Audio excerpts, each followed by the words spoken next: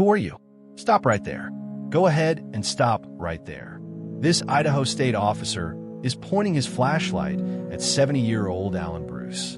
And he has absolutely no idea that the man standing in front of him right now, the man he is looking directly at, just spent the last several hours dumping human body parts into a nearby river. After murdering him, after dismembering him, and after meticulously scrubbing every single trace of evidence from the crime scene.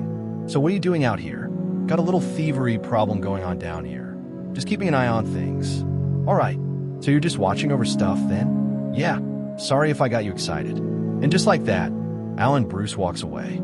A free man, standing 3 feet from a deputy who has no idea what he just let go. It will take investigators days to uncover exactly what Alan dumped in that river.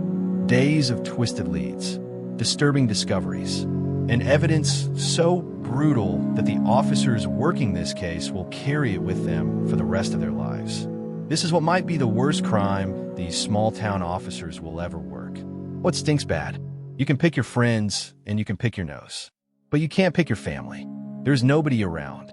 He was reduced down to nothing. Nothing. It is a routine late spring in central Idaho. Tucked deep within its mountains sits the remote town of Challis, a place completely surrounded on all sides by rugged terrain and long, unbroken stretches of wilderness. No traffic, no crowds, just pine trees, open sky, and the Salmon River cutting silently through the center of it all.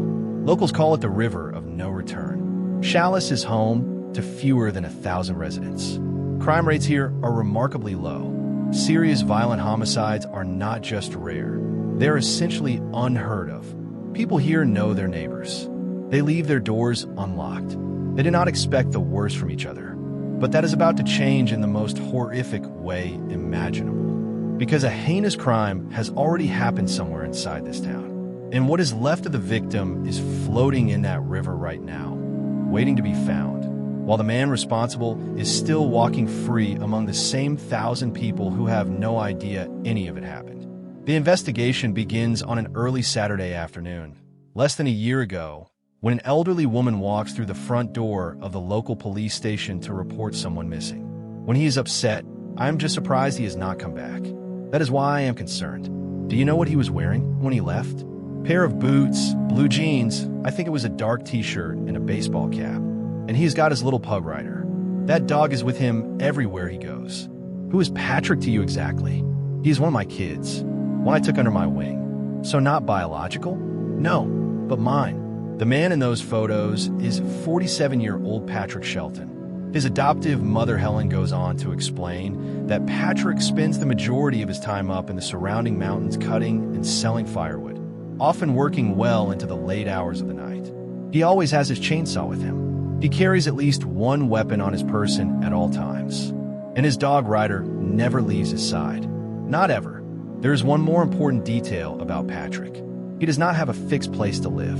He moves between different properties, parking motor homes and trailers on other people's land, staying until the arrangement runs out.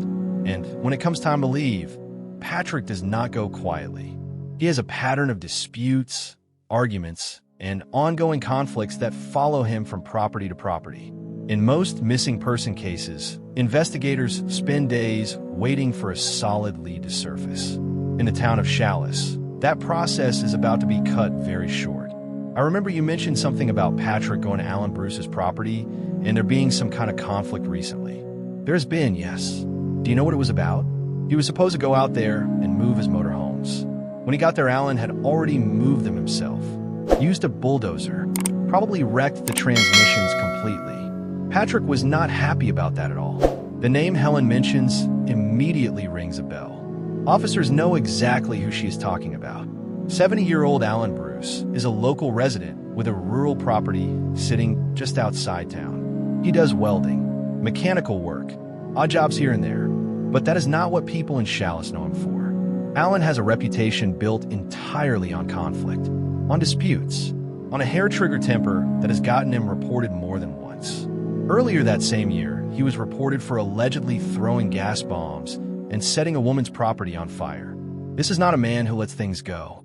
Based on Helen's statement, Officers prepare to drive out to Alan's property to ask him a few questions, see if he can point them in the right direction. At this stage, nobody is expecting anything serious. Alan's name came up. They want to talk to him. That is all. What they do not know yet is that something already happened between Alan and Patrick just one night ago, and it ended in a way that nobody in this town is prepared for. While officers are driving out to question him, Alan is still in the middle of cleaning it up. A deputy pulls up to the property. "Hey, Alan, how's it going?" One thing after another. One thing after another. "We had a report that nobody knows where Pat is right now. I know he was supposed to come by and pick up some of his things. Did you ever connect with him on that?" "I did. He came by. He was unhappy.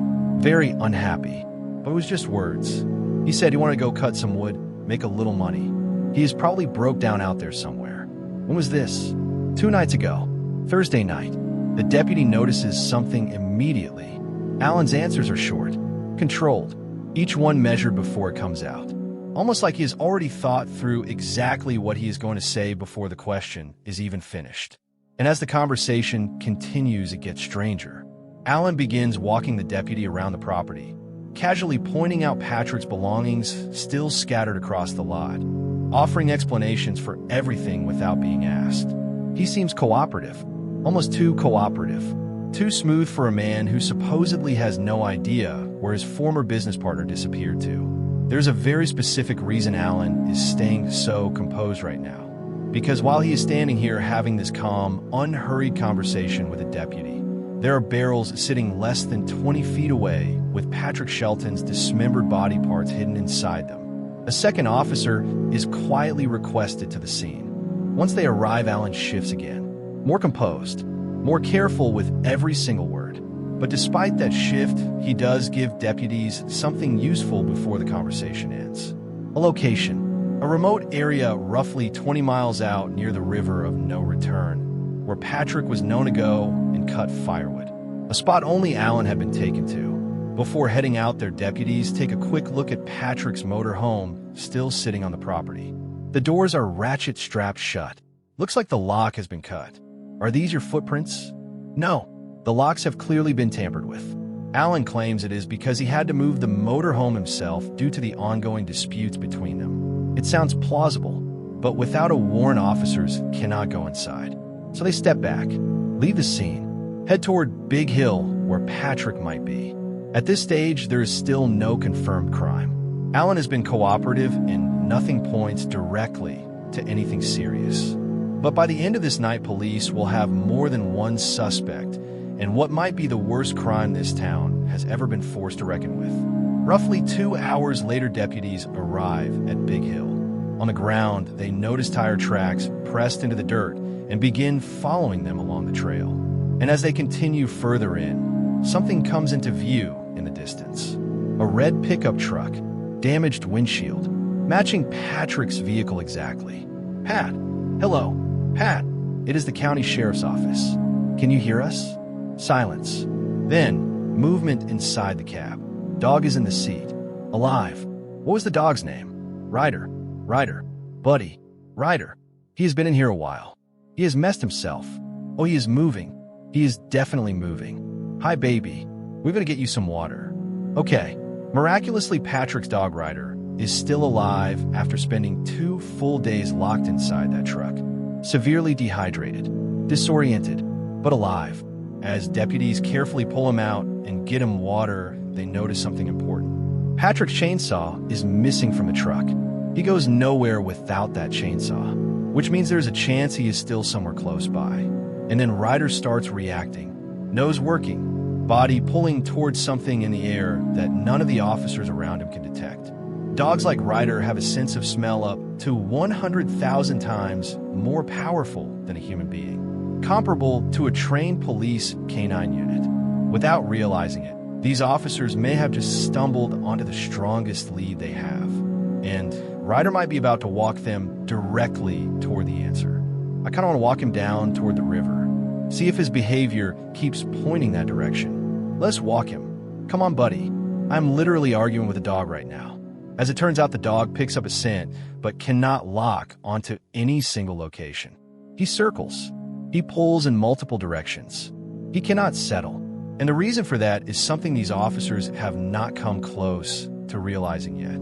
There is no single location, because Patrick has already been dead for 2 nights. He was dismembered with his own chainsaw. His remains were scattered across the very mountains these deputies are standing on right now.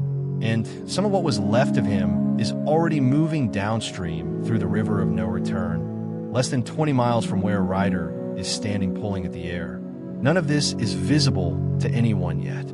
Deputies turn back to the truck and take a closer look inside. What they find makes the air go out of the conversation completely. Dark red, staining soaked deep into the interior. Heavily saturated towels left on the driver's seat. Multiple items marked with blood, and sitting there almost casually among everything else, a discarded piece of mail bearing the name Alan Bruce. Something violent happened inside this vehicle, and the more time deputies spend thinking about it, the clearer the picture becomes. Before the evening ends, they secure the scene, drive back to town, and speak with every acquaintance of Patrick they can find. And every single one of them lands on the same name without hesitation. Alan had an ongoing feud with Patrick. He moved the motor home with heavy equipment and damaged it. And he's the only person any of them can think of who had any reason to want Patrick gone. Investigators formally identify Alan Bruce as the primary suspect in the disappearance of Patrick Shelton. But the reality waiting for them in the coming hours is far more complicated and far darker than any of them expect, because they're about to find themselves investigating not one suspect, but potentially 2. Search warrants are requested. Idaho State Police are called in. A multi-agency investigation launches overnight. And while all of that is happening, Alan is still moving. As night falls, he moves quietly through the darkness, still dumping, still burning, still destroying every piece of evidence that could connect him to what he has done. He believes he is winning. He believes the worst of it is already behind him. He believes that by morning there will be nothing left to find. He is wrong. Around midnight, Deputy Mike is sent out to keep watch near Patrick's truck, monitoring the area through the night in case anything changes. A few hours into his shift, something does. Headlights appear in the darkness. A figure gets out of vehicle and starts moving toward the scene. Who are you? Stop right there. Go ahead and stop right there. That is Patrick Shelton's stuff down there. I'm kind of looking after it, keeping an eye out, making sure nobody is ripping him off. Out here, in complete darkness, miles from town, Alan Bruce just appeared out of nowhere. Nothing about this adds up. Alan is not just the last known person to see Patrick alive. He is the man Patrick had an active dispute with. He moved Patrick's motor home after Patrick vanished. And now he is standing on this dark road in the middle of the night, claiming he came out here to protect Patrick's belongings. What Deputy Mike does not know is that just minutes before this encounter, Alan was at the river of no return disposing of what was left of Patrick Shelton. He came back to this location to finish destroying evidence he did not have time to deal with earlier in the day when deputies first showed up at his property. He lets Alan go. But this moment, this one strange late-night encounter on a dark mountain road, is the mistake that begins collapsing everything Alan has spent the past 48 hours building. Because investigators now know something they did not know before. Alan cannot stay away, and people who keep coming back to the scene always end up leaving something behind. In the early hours of the following morning, investigators move quickly. The overnight encounter with Alan is enough to accelerate the search warrant process. The plan is straightforward. Get Alan off the property. Search every inch of it, and if hard evidence surfaces, bring him back and put it directly in front of him. One deputy is sent to Alan's property with one simple objective: get him into the car and keep him away from the lot. Alan agrees without hesitation. He seems relaxed, comfortable even, almost unbothered, because as far as Alan is concerned, there is nothing left to find. He has already taken care of everything. He is confident that whatever investigators think they know, they cannot prove any of it. He has no idea what is about to happen. The moment Alan is gone, detectives move onto the property. Patrick's motor home, cleared. Alan's structures and additional vehicles. Nothing immediately obvious. For a moment, it genuinely looks like the cover-up worked. like Alan actually pulled it off. Then, one of the detectives stops walking. "Does something smell in here?" Another one nods. "Oh, it stinks. It stinks bad. A smell, thick and low across parts of the property. Burnt meat. No clear origin point. Drifting from somewhere they have not checked yet." To find the source, deputies call in a cadaver dog. Canine spy, trained specifically and exclusively to detect human remains. Spy works the property methodically in silence. Then she stops, sits down, and stares directly at a set of barrels. What comes out of those barrels changes everything. Broken glass consistent with a bullet impact. Latex gloves. Blood on the filter of a vacuum cleaner. Night vision binoculars. Patrick's baseball cap soaked through with blood. Bone fragments. Suspected human remains on multiple pieces of clothing. Ammunition and magazines. But no firearms. The guns are gone. Detectives look at each other, and the same question forms in the room without anyone having to say it out loud. Could one 70-year-old man really have done all of this completely alone? Before they can work through that question, something unexpected happens. Alan's younger brother Larry shows up at the scene. Unannounced. Nobody called him. He just appears. And hours earlier, completely out of nowhere, Larry had already called police with a very deliberate message. If anything happened to Patrick Shelton, it was Patrick's own fault. He was a thief. He was a drunk. He had been threatening Alan for months. He waved a gun in Alan's face. The timing of that call was strange. The content of it was strange. And now Larry is standing in an active search warrant scene that nobody told him about. Detectives pull him aside. "So obviously your brother has gotten himself into a very serious situation." That is what it sounds like. Patrick was threatening your brother. Is that something you witnessed personally or something Alan told you? "That is something my brother told me. He said Patrick pulled out a pistol and waved it right in his face." "And when did Alan tell you this?" "About 2 weeks ago." Larry pulls out his phone. Text messages between him and Patrick laid out in sequence. The feud escalating steadily over months. Property disputes. Accusations of theft. Threats going back and forth. And Larry himself involved at multiple points along the way. Not just as Alan's brother, but as an active participant in the conflict. As detectives read through the messages, the question of Larry's involvement only grows. So the detective stops being subtle about it. There are no living signs of Patrick Shelton.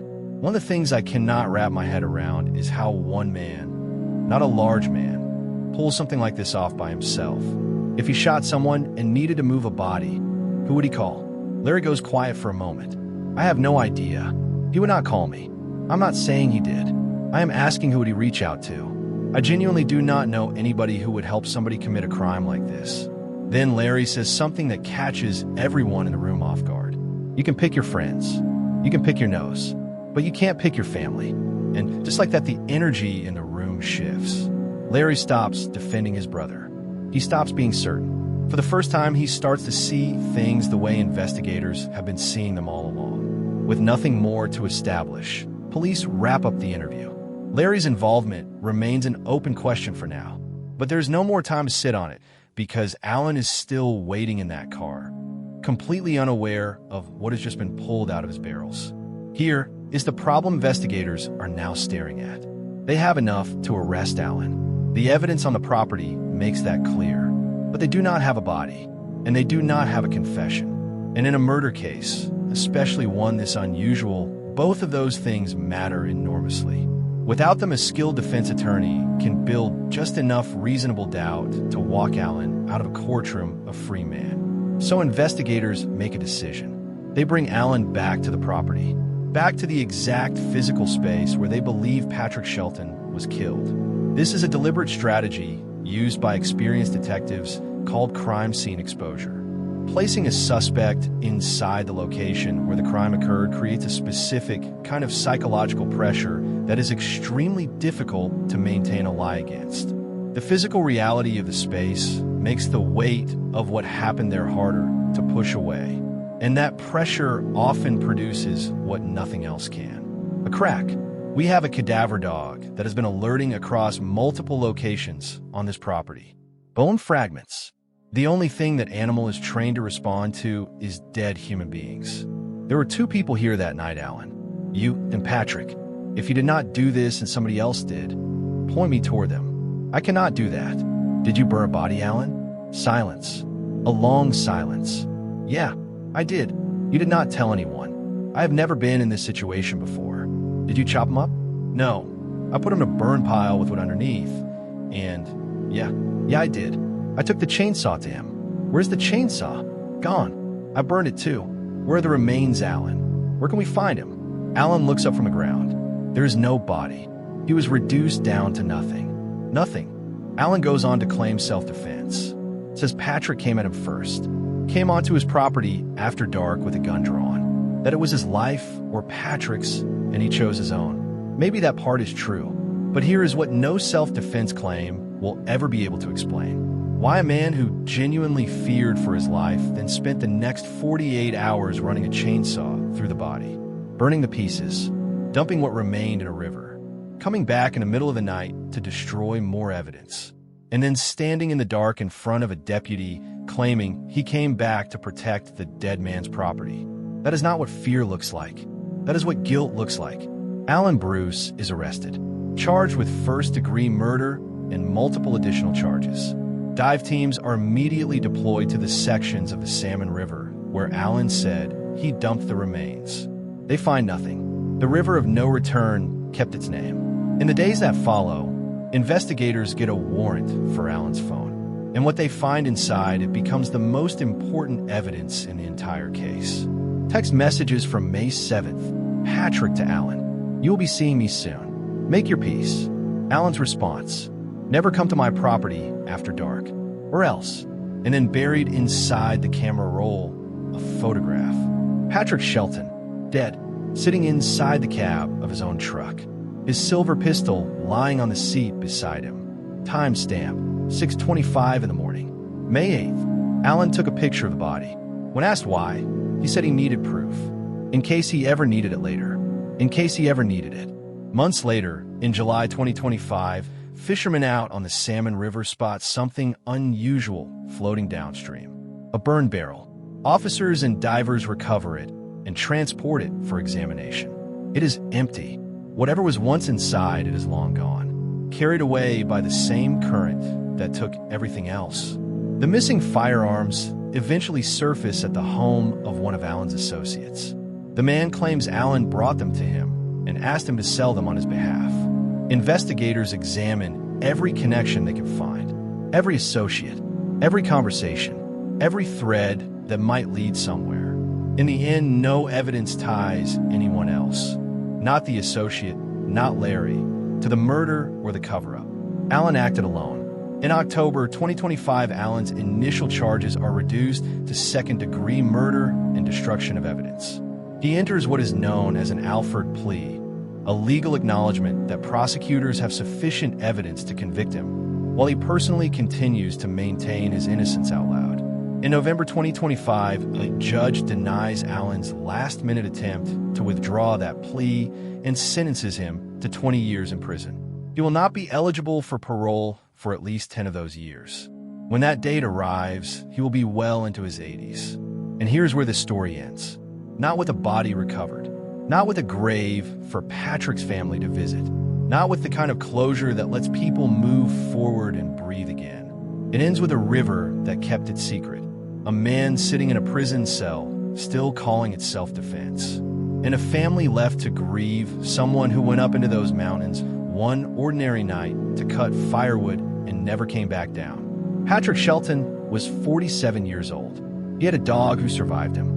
A mother who reported him missing and sat in that police station and called him her son even though she did not have to. And a chainsaw that ended up being the last thing that touched him. The Salmon River has been running through those mountains longer than anyone in Challis has been alive.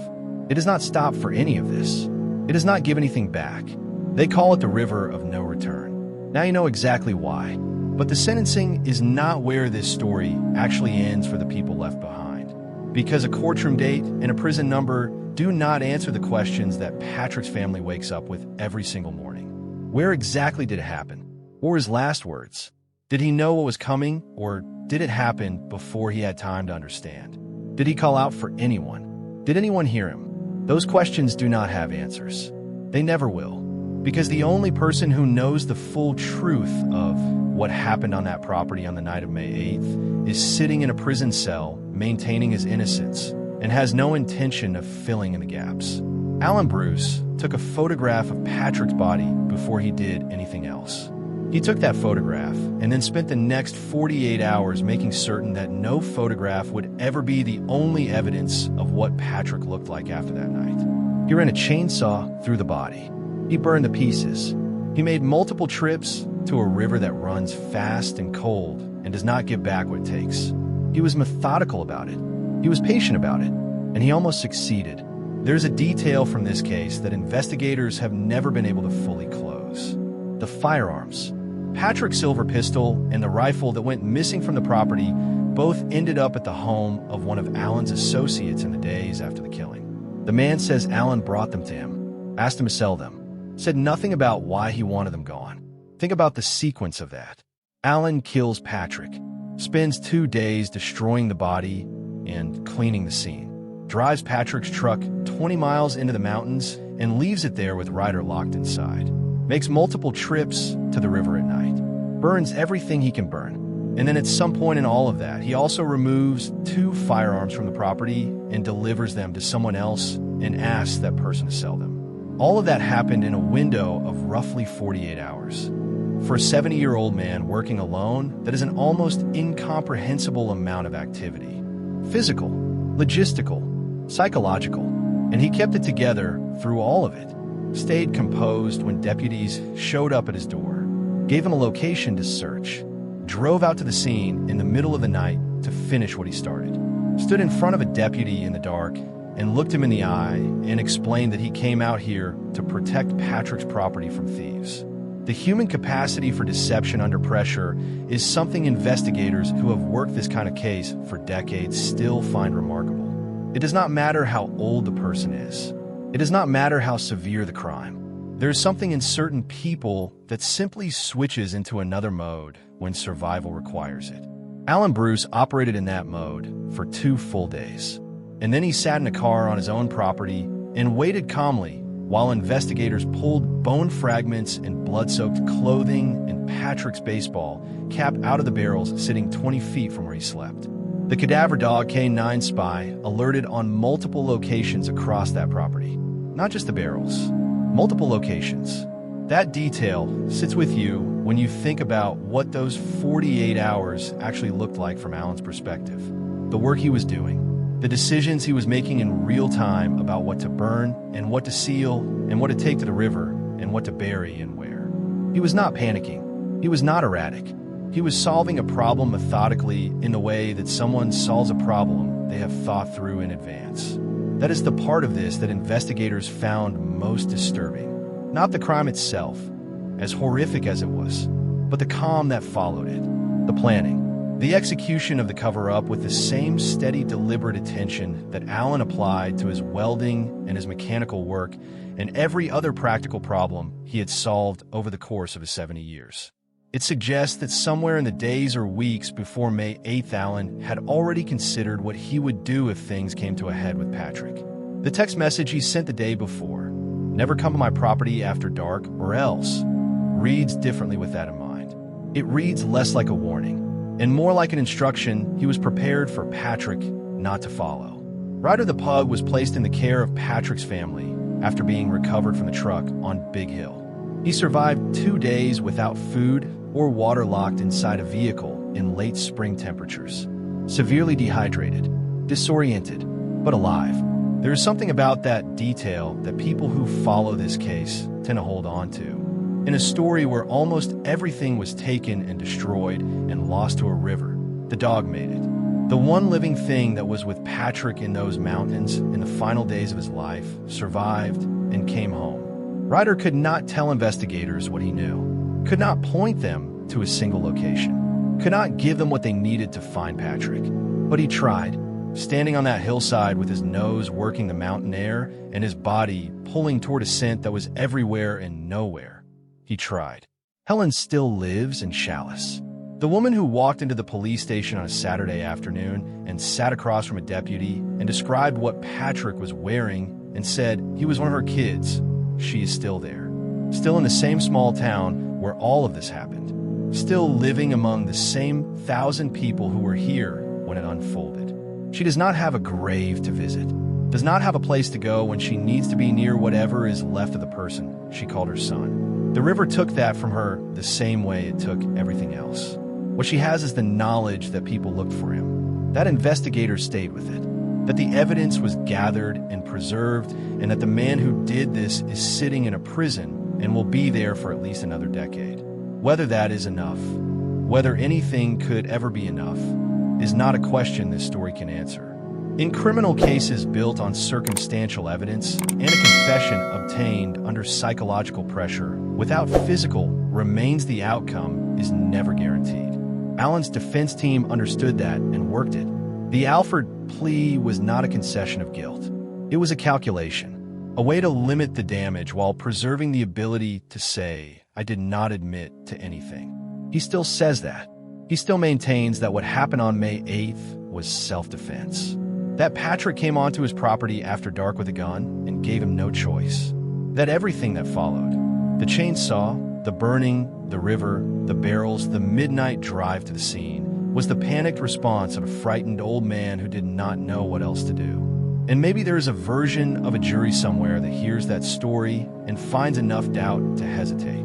But that jury never got to hear it, because Alan took the plea, acknowledged the evidence, accepted the 20 years, and now he sits in a cell, maintaining his innocence to anyone who will listen while the Salmon River runs through the mountains outside Challis, without slowing down for any of it. The river of no return has been running through that valley since long before Challis existed, since before the first person gave it that name, since before anyone built a road through those mountains or a town along its banks. It will be running long after everyone connected to this story is gone. It does not hold on to things. It does not mark what it has taken. It just moves, fast and cold and indifferent to everything that goes into it and everything that comes out the other side. Patrick Shelton is part of that river now, whether anyone wanted that or not. He went up into those mountains one ordinary night with his chainsaw in the back of his truck and his dog riding shotgun, and the intention of cutting enough wood to make some money and come back down. He did not come back down. And the river that runs through the center of the town where he lived, the river that the people of Challis have called the river of no return for as long as anyone can remember, made sure of that in the most complete and permanent way imaginable. They gave it that name for a reason. Now you know what the reason is. But there's one more thing worth sitting with before this story closes completely. Patrick Shelton was not supposed to be easy to make disappear. He was not a quiet man who kept to himself and would not be missed for weeks.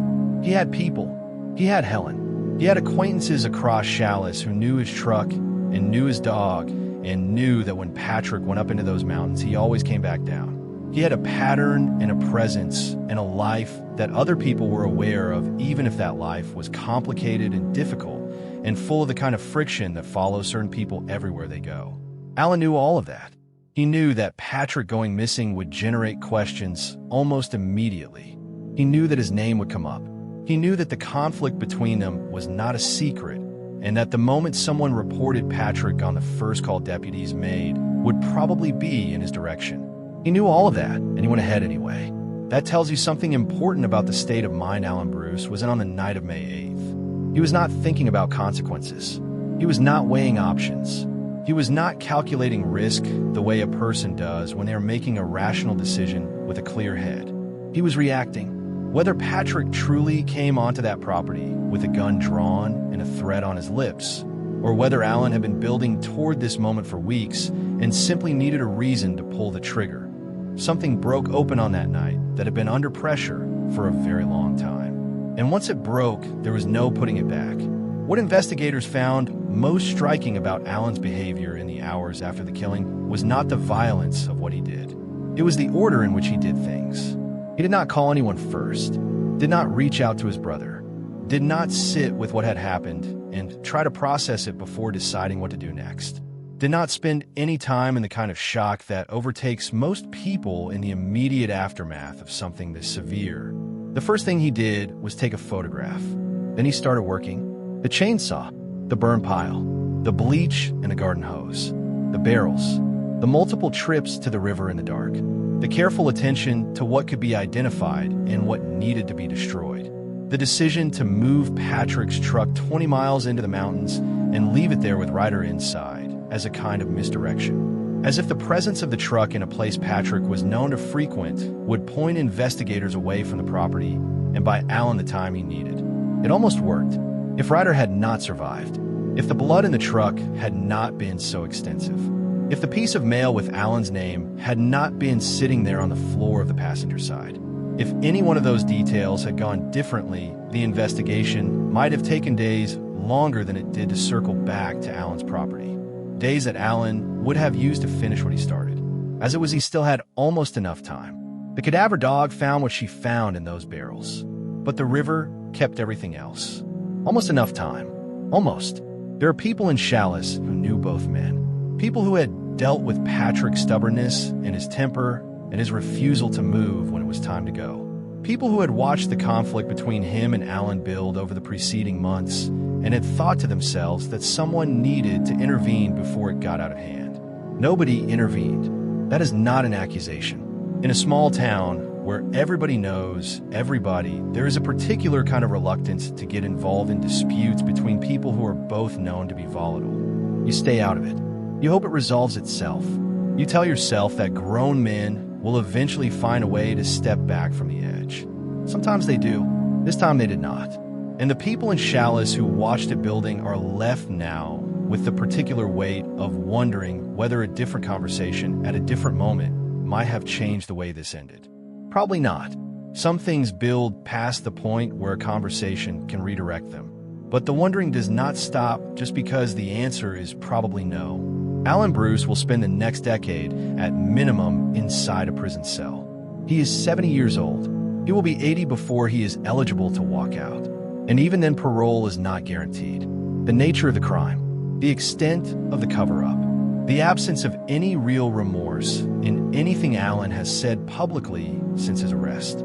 All of those things will sit in front of a parole board when the time comes. If the time comes. There is a version of this where Alan Bruce dies inside that prison, where the river of no return claims him in the same way it claimed the evidence of what he did. Not through water this time, but through the simple passage of years inside a place he will not leave on his own terms. Whether that constitutes justice for what happened to Patrick Shelton is a question that has no clean answer. Justice implies a restoration of something, a return to a state that existed before the crime. And there is no return available here. Patrick is gone. The river has him. Helen does not have a grave. Ryder cannot explain what he smelled on that hillside or what those 2 days locked in a truck felt like. Nothing gets restored. The best the system can do is remove Alan Bruce from the world that Patrick Shelton is no longer part of and call that accountability. Whether accountability and justice are the same thing is something each person who follows this case will have to decide for themselves. Investigators who worked this case have described it as one of the most difficult they have encountered. Not because it was complex in the way that some cases are complex. The suspect was identified quickly. The evidence pointed in a clear direction almost from the beginning. The confession came within 48 hours of the investigation formally launching. The difficulty was something else. It was the absence. In most homicide investigations, there's a body. There's something physical to work with, something that can be examined and documented and eventually returned to the family in whatever condition makes that possible. Something that closes the loop between the person who existed and the person who is gone. Here there was nothing. The cadaver dog found bone fragments and trace evidence. The barrels held what Alan had not yet managed to destroy or dispose of. But Patrick Shelton himself, the physical fact of him, is gone in a way that almost never happens in cases that get solved. The river took him. Investigators searched. Divers went into the Salmon River at the locations Alan identified and at every location along the route where the current could have carried anything. They found nothing of evidentiary value, nothing that could be formally identified as Patrick Shelton and returned to his family. He was reduced down to nothing. Alan said those words standing on his own property with investigators watching him. Reduced down to nothing. He meant it as a description of what the burning accomplished. what the river finished. But sitting with it now, it lands differently. Patrick Shelton was not nothing. He was a person who was difficult and complicated and present in the lives of the people around him in ways that were sometimes hard and sometimes warm and always real. He was someone's son, even if not by blood.